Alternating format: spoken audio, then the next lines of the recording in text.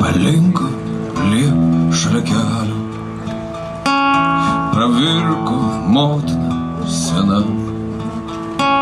Sūnelį, tėvynė tave šaukia ir vėl laisva bus Lietuva. Sūnelį, tėvynė tave šaukia ir vėl laisva bus Lietuva.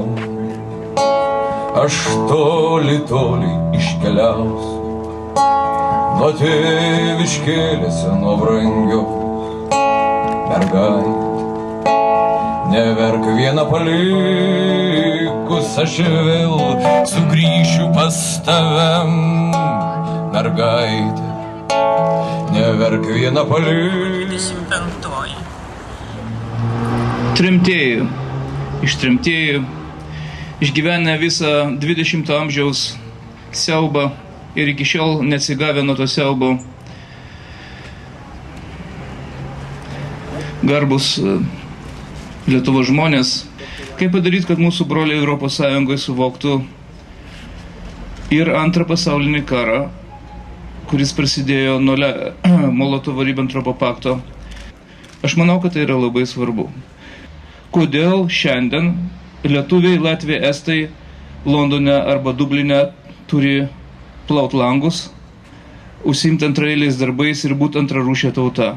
O todėl, kad 50 metų buvo atskirti nuo pasaulio, nuo tos bendruomenės, kuri liko laisva. Kas už tą atskirtį užmokės? Aš manau, tai šitie klausimai, kuriuos mes šis susirinkimas deleguojame mūsų vyriausybei, mūsų darybininkams, mes juos šio susirinkimo vardu įgaliojame įrašyti į visas ES ir Rusijos sutartis mūsų balsą, čia esančių žmonių balsą, reikalaujantį kalbėti ES ir mūsų naujųjų ES narių patyrimo, graudaus kartaus patyrimo vardu.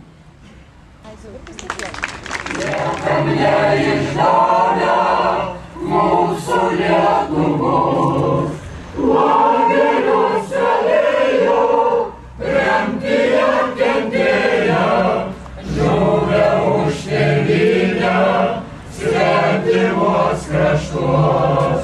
Lagerius kalėjo, tremtyje kentėjo, žuvę už tėvynę, svetimos kraštuos.